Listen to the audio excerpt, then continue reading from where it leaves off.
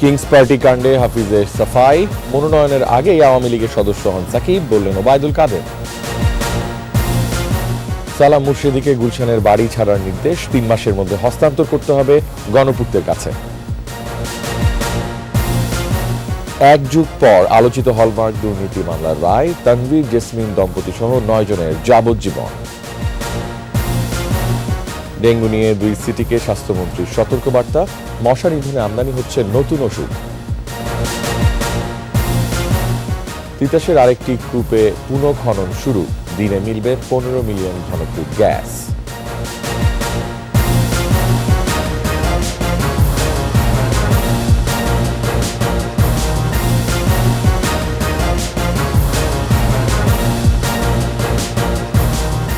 শুনছিলেন first security ইসলামী bank PLC সংবাদ শিরোনাম। আমন্ত্রণ জানাচ্ছি রাত ১১টার ২১ সংবাদে। আপনাদের সাথে আছি আমি রিয়াজ হাফিজ। দর্শক, ২১ টেলিভিশনের সংবাদ একই সাথে সরাসরি দেখতে পাবেন আমাদের ফেসবুক পেজ www.facebook.com/2124 অনলাইনে। কিংস পার্টি নিয়ে ফের আলোচনায় বিএনপি নেতা অবসরপ্রাপ্ত মেজর হাফিজ উদ্দিন আহমদ। নির্বাচনের আগে বিএনপি ভাঙার চেষ্টা এবং নতুন রাজনৈতিক দল বাংলাদেশ জাতীয়তাবাদী আন্দোলনের নিবন্ধন পাওয়ার প্রক্রিয়ায় সম্পৃক্ত ছিলেন না বলে দাবি করেছেন তিনি। তার অভিযোগ, সাকিব আল হাসানকে জড়িয়ে তার বিরুদ্ধে কুৎসা রটানো হয়েছে। মোহাম্মদ কবিরের রিপোর্ট।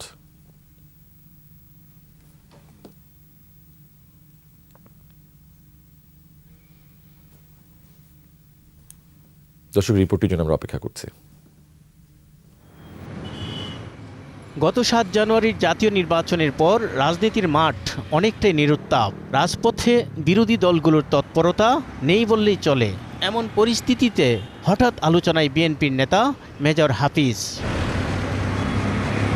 একটি জাতীয় গণমাধ্যমের খবর অনুযায়ী নিজ দল বিএনপি ভেঙে তার অনুসারীদের নিয়ে বাংলাদেশ জাতীয়তাবাদী আন্দোলন বিএনএমে যোগদানের তৎপরতায় যুক্ত ছিলেন মেজর হাফিজ। এমনকি নির্বাচনের ঠিক আগ মুহূর্তে ইসি থেকে বিএনএমের নিবন্ধনও পেতে সহায়তা করেছেন তিনি। শুধু কি তাই, বিএনপি যখন নির্বাচন বর্জনের পথে, সেই সময়ে বিএনএমে যোগ দিয়ে মেজর হাফিজ নতুন দলটির চেয়ারম্যান এবং কো চেয়ারম্যান করতে চেয়েছিলেন তারকা ক্রিকেটার সাকিব আল হাসানকে। বিএনএমে যোগদানের ফর্ম মেজর হাফিজের হাতে তুলে দিচ্ছেন সাকিব। প্রকাশিত এ সংবাদে এ নিয়ে একটি ছবিও ছাপা হয়েছে, যেখানে মেজর হাফিজকে বেশ হাস্যোজ্জ্বল দেখা যায়। তবে মঙ্গলবার বনানীর নিজ বাসায় সংবাদ সম্মেলনে মেজর হাফিজ দাবি করেছেন, সাকিব ও বিএনএমের ২ নেতা তার কাছে এসেছিলেন নতুন একটি দল গঠনের জন্য, তবে তাদের প্রস্তাব ফিরিয়ে দিয়েছেন তিনি। এই দল সৃষ্টি করেছে কয়েকজন অবসরপ্রাপ্ত সামরিক কর্মকর্তা। তারা আমাকে যোগ দেওয়ার অনুরোধ করেছে, আমার বাসায় এসেছে কয়েকবার। আমি সবসময় তাদের নিরস্ত করেছি। তারাও বলে আমি নাকি টাল বাহানা করেছি, যোগ দেই করে করেছি। এসব করার তোমার প্রয়োজন নেই। মেজর হাফিজের অভিযোগ, জনগণের দৃষ্টি ভিন্ন কাতে নিতেই সাকিবকে জড়িয়ে তার বিরুদ্ধে কুৎসা রটানো হচ্ছে। এসব নিয়ে এই ধরনের কল্পকাহিনী ফাঁদার কি আছে? আমি তো নিজেই বলেছি যে আমাকে অ্যাপ্রোচ করেছে, যাই নেই। ২ মাস আগে বলেছি নির্বাচন করব না, এলাকাবাসীর সাথে আলাপ করে অবসর গ্রহণ করব। এসব বলার পরেও এই ৪ মাস পরে এই ধরনের কাহিনী সৃষ্টি করা অত্যন্ত অবমাননাকর। বিএনপিতে আছেন, বিএনপিতে থেকেই অবসরে যেতে চান বলেও জানান এই বিএনপি নেতা। জাতীয়তাবাদী দলকে সার্ভিস দিতে চাই। মোহাম্মদ কবির, ২১ টেলিভিশন, ঢাকা। সাকিব আল হাসানকে নিয়ে বিব্রত নয় আওয়ামী লীগ। আওয়ামী লীগের টিকিট নেওয়ার আগে সাকিব দলের প্রাথমিক সদস্য পদ নেন। এর আগে তিনি দলের কেউ ছিলেন না বলে জানিয়েছেন আওয়ামী লীগ সাধারণ সম্পাদক ওবায়দুল কাদের। কিংস পার্টি প্রসঙ্গে আওয়ামী লীগ সাধারণ সম্পাদক বলেন, নির্বাচনকে সামনে রেখে অনেকেই দল গঠন করে, কোনটা কিংস পার্টি সে বিষয়ে তার জানা নেই। মাহমুদ হাসানের প্রতিবেদন। বঙ্গবন্ধু এভিনিউয়ে আওয়ামী লীগের কেন্দ্রীয় কার্যালয়ে সংবাদ সম্মেলনে সমসাময়িক বিষয় নিয়ে কথা বলেন দলের সাধারণ সম্পাদক ওবায়দুল কাদের। সংবাদ সম্মেলনে মূল প্রসঙ্গ হয়ে ওঠে মাগুরা ১ আসনের সংসদ সদস্য ক্রিকেটার সাকিব আল হাসান। সাকিবের বিএনএমে যোগদানের খবর ও ভাইরাল ছবির বিষয়ে বেশি কিছু জানেন না বলে জানিয়েছেন আওয়ামী লীগ সাধারণ সম্পাদক। তবে জাতীয় নির্বাচনে টিকিট নেবার আগে সাকিব দলের প্রাথমিক সদস্য পদ গ্রহণ করেন বলে জানান তিনি। সাকিব আওয়ামী লীগের টিকিটে মাগুরা থেকে ইলেকশন করেছে, জয়লাভ করেছে। পার্টির কাছে নমিনেশন চাওয়ার সময়ই সে দলের প্রাথমিক সদস্য। তার আগে তো সাকিব আমাদের দলের কেউ ছিল, তারপর সেভাবে আমরা মনোনয়ন দিয়েছি। এর আগের বিষয়টি আমাদের কথা আমি এ বিষয়ে কিছু জানি। কিংস পার্টির সরকারি দলের সৃষ্টি কিনা এমন প্রশ্নের জবাবে ওবায়দুল কাদের বলেন, নির্বাচনকে সামনে রেখে রাজনৈতিক দলের অনেক ফুল ফোটে এবং তার নিবন্ধন দেয় স্বাধীন নির্বাচন কমিশন। নির্বাচনকে সামনে রেখে রাজনৈতিক দলের এখানে অনেক ফুল ফোটে, সেটা কোনটা কিংস পার্টি কোনটা প্রজা পার্টি এ সম্পর্কে তো আমাদের কিছু জানা নেই। আমরা প্রত্যেককে রাজনৈতিক দল হিসেবে দেখি। ভারতের কাছে বিএনপির সহযোগিতা চাওয়ার প্রসঙ্গে ওবায়দুল কাদের বলেন, নির্বাচন ছাড়া তাদের কেউ ক্ষমতায় বসাতে পারবে না। নির্বাচন ছাড়া তাদের অন্য কোনো বিদেশি শক্তি এসে সহযোগিতা করে ক্ষমতায় বসাবে, এটা তো হতে পারে না। মাহমুদ হাসান, 21 টেলিভিশন, ঢাকা। গুলশানে বরাদ্দ পাওয়া বাড়ি ছাড়তে হচ্ছে বাফুফের সহ সভাপতি ও সংসদ সদস্য আব্দুস সালাম মুর্শেদীকে। গণপূর্ত মন্ত্রণালয়ের কাছে 3 মাসের মধ্যে হস্তান্তরের নির্দেশ দিয়েছেন হাইকোর্ট। রুল নিষ্পত্তি করে বিচারপতি মোহাম্মদ নজরুল ইসলাম তালুকদার ও বিচারপতি কাজী ইবাদত হোসেনের বেঞ্চ এ রায় দেন। আরও জানাচ্ছেন শাকের আরজু। রাজধানীর গুলশানে আব্দুস সালাম মুর্শেদী সরকারের পরিত্যক্ত বাড়ি দখল করে বসবাস করছেন এমন অভিযোগ এনে 2022 সালে 30 অক্টোবর সুপ্রিম কোর্টের আইনজীবী ব্যারিস্টার সৈয়দ সায়েদুল হক সুমন রিট করেন। রিটের পর 2022 সালের 1 নভেম্বর আদালত রুল জারি করে আদেশ দেন। আদেশে বাড়ি সংক্রান্ত প্রয়োজনীয় নথিপত্র হলফনামা আকারে দাখিল করতে নির্দেশ দেয়া হয়। পাশাপাশি আদেশ ও কোর্টের কার্যক্রম ছাড়া এই মামলার বিষয়বস্তু নিয়ে কোনো প্রকার প্রচার প্রচারণা না করতে উভয় পক্ষকে নির্দেশ দেন হাইকোর্ট। চলতি বছরের 8 ফেব্রুয়ারি দুদক আদালতকে জানায় বাড়িটি নিয়ে অনুসন্ধান সাপেক্ষে মামলা করা হয়েছে। বর্তমানে মামলাটি তদন্তাধীন। পরে এ সংক্রান্ত রুলের ওপর 3 মার্চ শুনানি শেষে আদালত রায়ের জন্য দিন ধার্য করেন। রিটকারীর পক্ষে আইনজীবী অনিকার হক বলেন, গণপূর্ত পরিত্যক্ত সম্পত্তি সালাম মুর্শেদীর কাছে হস্তান্তর করেছিল, যা সম্পূর্ণ অবৈধ। একটা সরকারি সম্পত্তি যেটি পরিত্যক্ত সম্পত্তি, সেটিকে একজন তার ক্ষমতার অপব্যবহার করে এতদিন যে দখল করেছিলেন সেটি প্রমাণিত হয়েছে এবং হাইকোর্ট অর্ডার দিয়েছেন তাকে সেই বাড়িটি হস্তান্তর করে দেওয়ার জন্য। এছাড়া সালাম মুর্শেদীকে রায় পাওয়ার 3 মাসের মধ্যে বাড়িটি গণপূর্ত মন্ত্রণালয়ের কাছে হস্তান্তর করতে নির্দেশ দেওয়া হয়েছে। আমরা অবশ্যই এই রায়ের বিরুদ্ধে আমি এবং অন্যান্য প্রয়োজনীয় সংস্থা যারা আছেন তারা আপিল করবে। এখানে রাজুকেরও একটা স্ট্রং কেস আছে।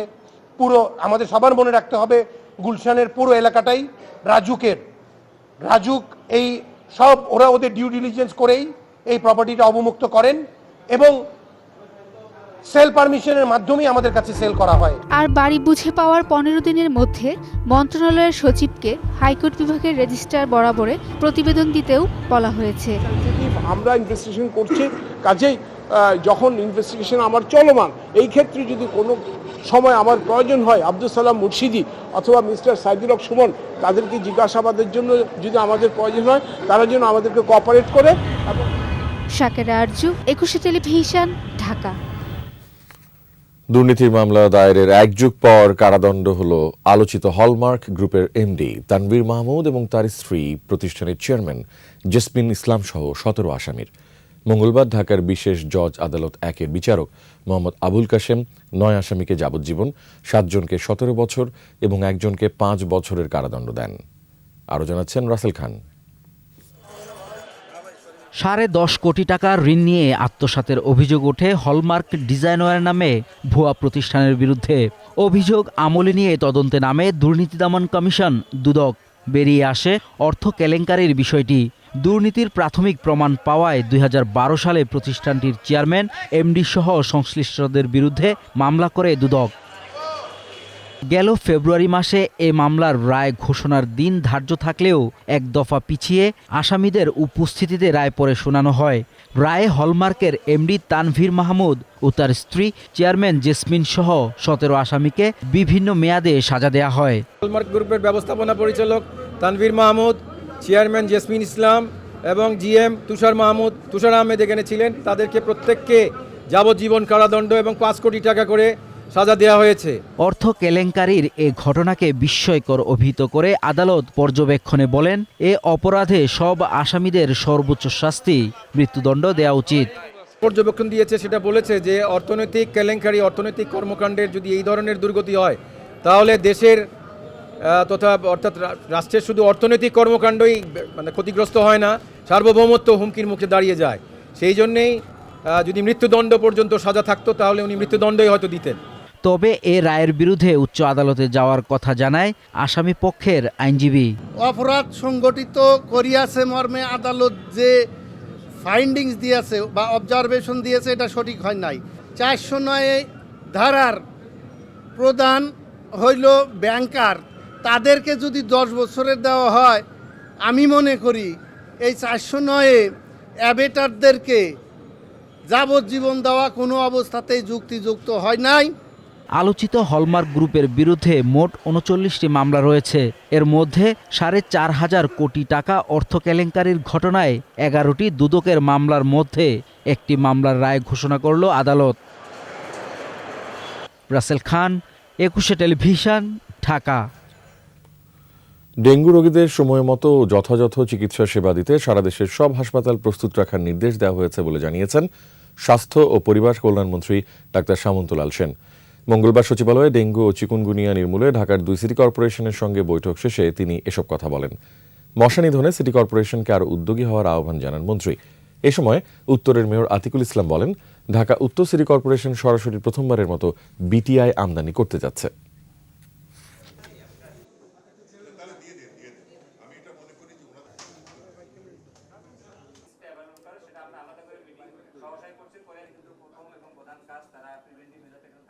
Prevention is the best treatment, এতে কোনো সন্দেহ নেই। 2 নম্বর হচ্ছে ট্রিটমেন্টের ব্যবস্থা। তা আমরা প্রিভেনশনে নিয়ে 2 মেয়র মহোদয়ের সঙ্গে কথা বলছি, প্রিভেনশন করতে, এবং প্রিভেনশন কিন্তু শুধু সরকার কিংবা মেয়র মহোদয়ের একার পক্ষে সম্ভব না। প্রত্যেকের বাড়িতে নিজেদের কিন্তু এটা খেয়াল রাখতে হবে। আমার বাড়িতে আমি কিভাবে রাখবো, এই প্রিভেনশন না করতে পারলে আমরা রুগীর চাপও কমাতে পারবো না, আমাদের চিকিৎসারও আমরা অনেক বেশি রুগী চলে আসবে। যাই হোক, চিকিৎসার জন্য যা করার আমরা মোটামুটি আলোচনা করে আমাদের চিকিৎসা হসপিটালে প্রস্তুত, আমাদের আইবি ফ্লুইড পর্যাপ্ত আছে। ট্রান্সফর্মে যে বিটিআই নতুন করে আনতে যাচ্ছে Dhaka Uttar city corporation, it is only belongs to Dhaka Uttar city corporation. But why it is belongs to Dhaka Uttar city corporation? It should be the OTC, over the কাউন্টারের মধ্যে যদি পাওয়া যেতে চায়, যে কেউ কিনে এটা কাজ করতে পারবে। এটা গ্রামগঞ্জের সবখানে যেরকম প্যারাসিটামল যেরকম করে অ্যাভেলেবেল, অবশ্যই আপনি দেখতে হবে এটা দিয়ে আর কোনো সাইড এফেক্ট হয় কি না হয়, এটি আমাদের মন্ত্রণালয় দেখবে। দীর্ঘদিন ধরে বন্ধ থাকা ব্রাহ্মণবাড়িয়ার তিতাস গ্যাস ক্ষেত্রের 14 নম্বর কূপ থেকে পুনরায় গ্যাস উত্তোলনের লক্ষ্যে ওয়ার্ক ওভার শুরু হয়েছে। কাজের উদ্বোধন করেন বাংলাদেশ গ্যাস ফিল্ডস কোম্পানির ব্যবস্থাপনা পরিচালক প্রকৌশলী ফজলুল হক। আগামী 2 মাসের মধ্যে ওয়ার্ক ওভার কাজ শেষ হবে। এই কূপ থেকে জাতীয় গ্রিডে অন্তত 15 মিলিয়ন ঘনফুট গ্যাস যুক্ত হওয়ার সম্ভাবনা রয়েছে। তিতাস গ্যাস ক্ষেত্রে 23টি কূপ থেকে প্রতিদিন 392 মিলিয়ন ঘনফুট গ্যাস জাতীয় গ্রিডে যুক্ত হচ্ছে। বন্ধ রয়েছে 4টি কূপ। এর মধ্যে 2000 সালে খনন করা 14 নম্বর কূপটি থেকে গ্যাসের সঙ্গে অতিমাত্রায় পানি ওঠায় 2021 সালের 1 নভেম্বর থেকে উৎপাদন বন্ধ করে দেওয়া হয়।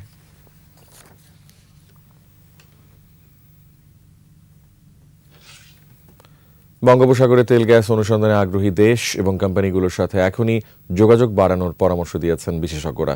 বলছেন, 8-10টি কোম্পানি বিডিংয়ে অংশ নিলেও বাংলাদেশের জন্য সুবিধা হবে।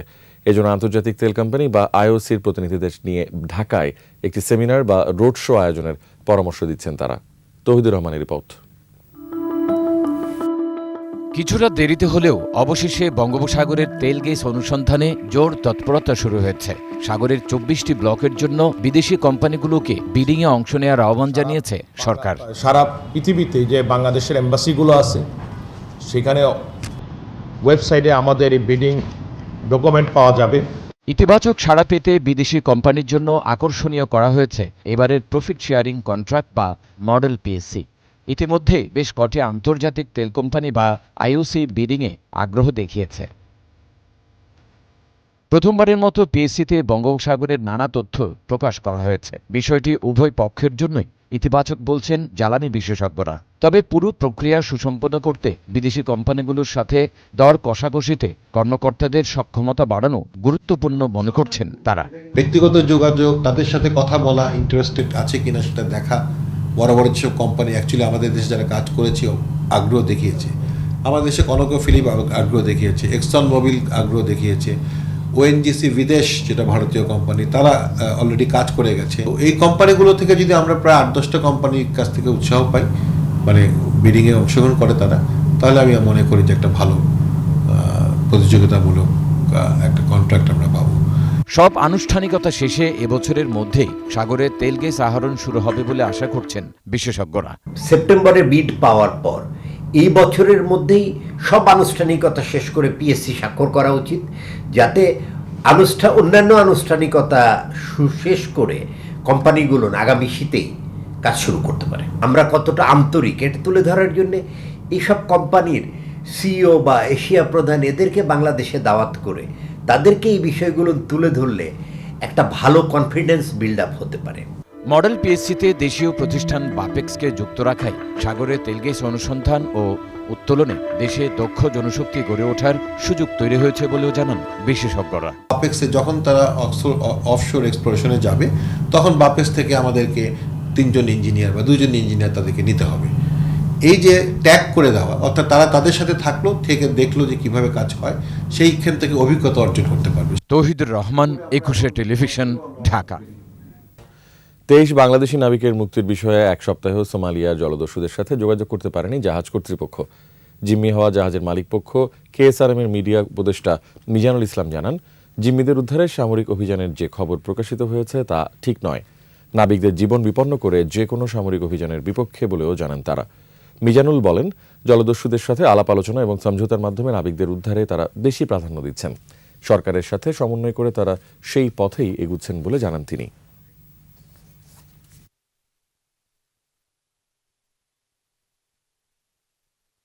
অভিযানের ব্যাপারে আমাদের পক্ষ থেকে কোনো ধরনের অনুমতি দেওয়া হয়নি। আমরা সবসময় সহিংস আচরণের বিপক্ষে। আমাদের নাবিকরা যাতে অক্ষত থাকে এবং তাদের জীবন শঙ্কার মধ্যে পড়ে এমন কোনো অভিযান পরিচালনা হোক, সেটা আমরা চাই না। রোহিঙ্গাদের খরচ নির্বাহে জয়েন্ট রেসপন্স প্ল্যানে $800 মিলিয়ন আর্থিক সহায়তা চাওয়া হয়েছে। এরই মধ্যে কিছু কিছু দেশের কাছ থেকে ইতিবাচক সাড়াও মিলছে বলে জানিয়েছেন পররাষ্ট্রমন্ত্রী ডক্টর হাসান মাহমুদ। পররাষ্ট্র মন্ত্রণালয়ে সংযুক্ত আরব আমিরাতের রাষ্ট্রদূত আবদুল্লাহ আরি আবদুল্লাহ খাসেফ খাল হামদির সাথে বৈঠকের পর গণমাধ্যমকে তিনি এসব কথা বলেন। এক প্রশ্নের জবাবে মন্ত্রী বলেন, মিয়ানমারে পালিয়ে আসা সীমান্তরক্ষী বাহিনী বিজিপি সদস্যদের পূর্বের মতোই ফেরত পাঠানো হবে। এদিকে জিম্মি বাংলাদেশি জাহাজ এমবি আবদুল্লাহকে উদ্ধারে সোমালীয় পুলিশ এবং আন্তর্জাতিক নৌবাহিনী প্রস্তুতির খবরের বিষয়ে মন্তব্য করেননি পররাষ্ট্রমন্ত্রী।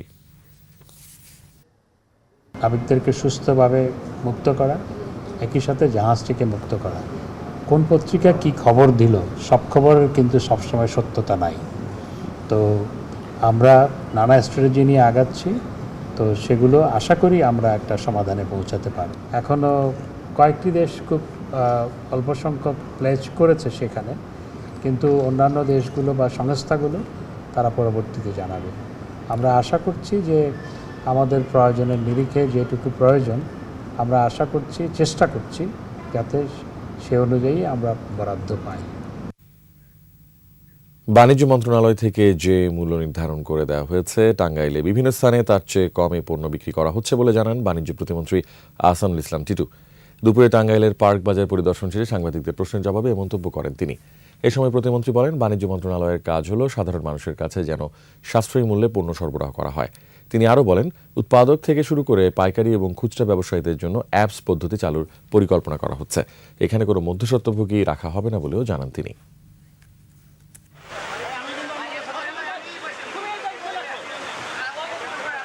কেউ যদি অযৌক্তিকভাবে মজুতদারি করে, অযৌক্তিকভাবে তারা যদি দাম বাড়াইয়া দেয়, সেইটা, কিন্তু নর্মাল যে কৃষির উৎপাদিত পণ্যগুলি যাতে স্বাভাবিক প্রাইসে থাকে এটা আমরা চেষ্টা করতেছি। 2 দিনের ব্যবধানে দিনাজপুরের হিলি স্থলবন্দরে কেজিতে 8 থেকে 10 টাকা কমেছে ছোলা এবং ডালের দাম। হিলি স্থলবন্দরে আমদানি বেড়ে যাওয়ায় এবং বাজারে চাহিদা কমে আসায় পণ্য দুটির দাম কমেছে বলে মনে করছেন আমদানিকারকরা। 2 দিন আগেও বন্দরের পাইকারি বাজারে প্রতি কেজি ভারতীয় ছোলা প্রায় 100 টাকায় বিক্রি হলেও বর্তমানে তা মিলছে 90 থেকে 92 টাকায়। অন্যদিকে খেসারির ডাল 114 টাকা থেকে কমে মিলছে 102 থেকে 103 টাকায়। দাম কিছুটা কমে আসায় স্বস্তি প্রকাশ করেছেন পাইকারি ক্রেতারা।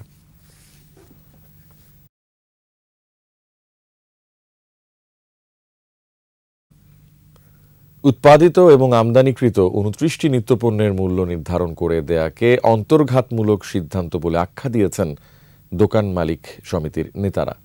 কল্পনাপ্রসূত এই সিদ্ধান্ত থেকে সরে না এলে সরকার ও ব্যবসায়ী উভয় পক্ষই ক্ষতিগ্রস্ত হবেন বলেও মনে করেন তারা। বিস্তারিত জানাচ্ছেন মোহাম্মদ কবির।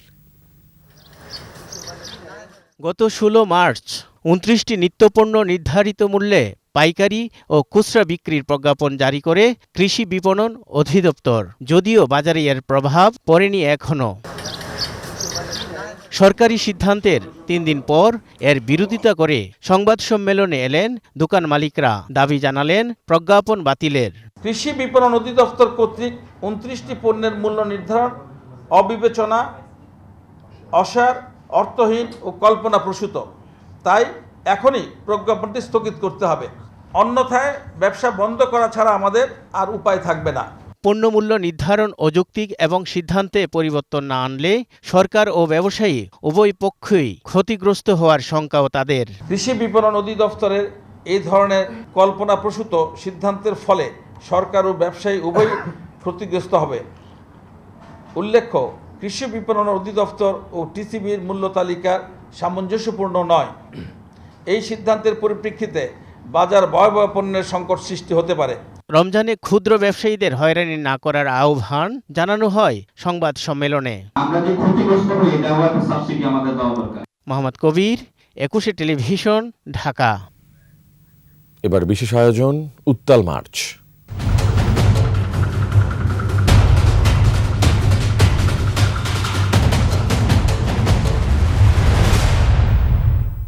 মার্চ মুক্তিযুদ্ধের ইতিহাসে এক স্মরণীয় দিন। 71-এর এই দিনে গাজীপুরে পাকিস্তানিদের বিরুদ্ধে মুক্তিযুদ্ধের প্রথম সশস্ত্র প্রতিরোধ গড়ে তোলে বীর বাঙালি। সেদিন পাকিস্তানি বাহিনীর গুলিতে শহীদ হন 4 জন। দিনটি জাতীয়ভাবে পালনের দাবি স্থানীয়দের। গাজীপুর প্রতিনিধি অপূর্ব রায়ের তথ্যচিত্রে আরও জানাচ্ছেন খুরশিদ আলম মুকুল। রক্ত যখন দিয়েছি, রক্ত আরো দেব, এদেশের মানুষকে মুক্ত করে ছাড়বো ইনশাআল্লাহ। 7 মার্চ বঙ্গবন্ধুর ঐতিহাসিক ভাষণের পর মুক্তিকামী বাঙালি স্বপ্ন দেখে স্বাধীন এক লাল সবুজ পতাকার। জোরদার হতে থাকে আন্দোলন। এমন পরিস্থিতিতে জয়দেবপুরের 2য় ইস্ট বেঙ্গল রেজিমেন্টের বাঙালি সৈন্যদের অস্ত্র জমা দেওয়ার নির্দেশ দেয় ঢাকা ব্রিগেড সদর দপ্তর। বাঙালি সৈন্যরা বুঝতে পেরে অস্ত্র জমা না দিয়ে কালক্ষেপণ শুরু করে। 19 মার্চ পাকিস্তানি ব্রিগেডিয়ার জাহানজেব গাজীপুর যান অস্ত্র জমা নিতে। তবে ব্যর্থ হয়ে ঢাকায় ফেরার পথে গাজীপুর রেলগেট ও চান্দনা চৌরাস্তায় ছাত্র জনতার বাধার মুখে পড়েন তিনি। রেললাইনের স্লিপার রেলের বগি দিয়ে রাস্তা অবরোধ করা হয়। শুরু হয় বাঙালির প্রথম সশস্ত্র প্রতিরোধ। আমি যাই বাঙালি যাইছি, আমাকে বাঙালি মারতো, বাঙালি মাইরা ছে যাইব গা, আমরা হেগো মারমু, এর লিগা যাইতেছে গা। সাধারণ মানুষ এবং জনগণ, ছাত্র, যুবক, তরুণ, কৃষক ঐক্যবদ্ধভাবে সেদিন তার প্রতিরোধ গড়ে তোলে। পাকিস্তানি সেনাদের গুলিতে সেদিন শহীদ হন নিয়ামত, হুরমত, কানুমিয়া ও মনু খলিফা। ওই দিন গাজীপুরবাসী সমগ্র জাতিকে দেখিয়েছিল মুক্তির পথ। জয়দেবপুরের পথ ধরো বাংলাদেশ, স্বাধীন করো স্লোগানে উত্তাল হয়ে উঠেছিল সারা দেশ। দিনটিকে জাতীয় দিন হিসেবে ঘোষণার দাবি মুক্তিযোদ্ধাদের। 19 মার্চকে আমরা জাতীয় দিবস হিসাবে ঘোষণা করার জন্য সরকারের কাছে এবং বিশেষ করে মুক্তিযোদ্ধা সরকার বঙ্গবন্ধুর কন্যার কাছে আমরা আবেদন করছি। দিনটিকে জাতীয়ভাবে পালনে জনমত গড়ার কথা বললেন মুক্তিযুদ্ধ বিষয়ক মন্ত্রী আকম মোজাম্মেল হক। যারা উদ্যোগী তারা যদি আরও একটু উদ্যোগী ভূমিকা নেন, আমার পূর্ণ সহযোগিতা থাকবে। বিভিন্ন লেখালেখির মাধ্যমে, আবেদনের মাধ্যমে, বিভিন্ন সভা সমিতির মাধ্যমে এই দিবসটাকে যথাযথভাবে স্বীকৃতির জন্য সরকার ভবিষ্যতে এটা গুরুত্ব সহকারে বিবেচনা করবে। খুরশিদ আলম মুকুল, 21 টেলিভিশন। জলবায়ু পরিবর্তনের অভিঘাতে ক্ষতিগ্রস্ত খুলনার উপকূলীয় কয়রা উপজেলার বিভিন্ন এলাকা পরিদর্শন করেছেন জাতিসংঘ উন্নয়ন কর্মসূচি UNDPর শুভেচ্ছা দূত ও সুইডেনের ক্রাউন প্রিন্সেস ভিক্টোরিয়া। উপজেলার মহেশ্বরীপুর ইউনিয়নের নোয়ানি গ্রামের যজ্ঞমন্দির রেইন ওয়াটার হারভেস্টিং সিস্টেম ঘুরে দেখেন তিনি। ক্রাউন প্রিন্সেস স্থানীয় মানুষদের লবণমুক্ত সুপেয় পানি সংগ্রহ কার্যক্রম পর্যবেক্ষণ করেন এবং উপকারভোগীদের সাথে কথা বলেন। উপকারভোগীরা দেশের দক্ষিণাঞ্চলের লবণাক্ততা সমস্যার কারণে অতীতে পানযোগ্য পানির সংকটের কথা তুলে ধরেন। পরে ক্রাউন প্রিন্সেস একই ইউনিয়নের শিকারিপাড়া এলাকায় জলবায়ু সহনশীল জীবিকায়নের অংশ হিসেবে ভেড়া পালন, মৎস্য চাষ এবং জলবায়ু ও জীবিকা উন্নয়ন সমবায় সমিতির মধু বিপণন কার্যক্রম পরিদর্শন করেন। কুমিল্লার নাঙ্গলকোটে লাইনচ্যুত ট্রেনে 4টি বগি উদ্ধার করা হয়েছে। 2 লাইনে চলাচল স্বাভাবিক হতে সময় লাগবে আরও 3 দিন। চট্টগ্রাম রেলওয়ে পূর্বাঞ্চলের বিভাগীয় ব্যবস্থাপক সাইফুল ইসলাম জানান, এখনও 5টি বগি উদ্ধার বাকি আছে। উদ্ধার ও মেরামত কাজের সময় ডাউন লাইনেও ট্রেন চলাচল কিছু সময়ের জন্য বন্ধ রাখতে হয়। এতে ট্রেন চলাচলের নিয়মিত শিডিউল কিছুটা বিঘ্নিত হচ্ছে বলেও জানান তিনি। 17 মার্চ নাঙ্গলকোটের তেজের বাজার এলাকায় চট্টগ্রাম থেকে জামালপুরগামী বিজয় এক্সপ্রেস ট্রেনের 9টি বগি লাইনচ্যুত হয়।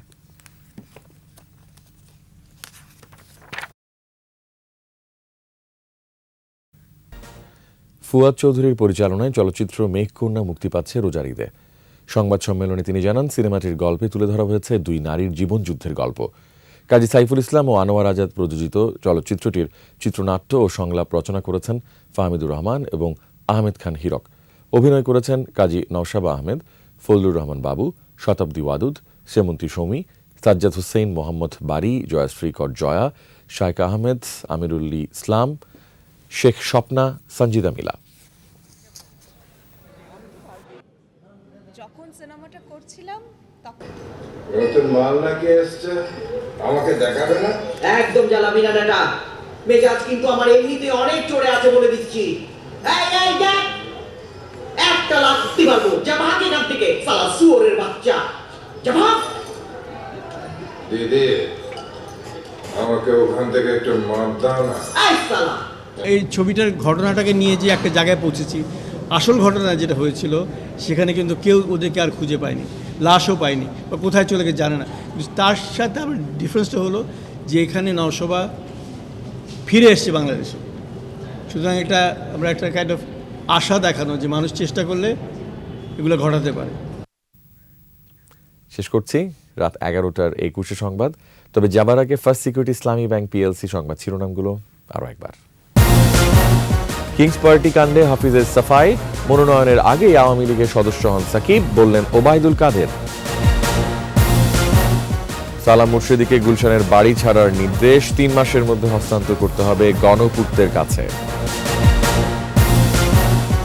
1 যুগ পর আলোচিত হলমার্ক দুর্নীতি মামলার রায়, তানভীর জেসমিন দম্পতি সহ 9 জনের যাবজ্জীবন। ডেঙ্গু নিয়ে 2 সিটিকে স্বাস্থ্যমন্ত্রীর সতর্কবার্তা, মশা নিধনে আমদানি হচ্ছে নতুন ওষুধ। তিতাসের আরেকটি কূপে পুনঃখনন শুরু, দিনে মিলবে 15 মিলিয়ন ঘনফুট গ্যাস।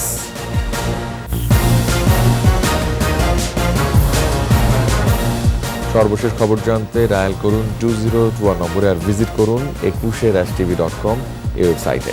এছাড়া ফেসবুকে ভিজিট করতে পারেন facebook.com/2124 অনলাইনে।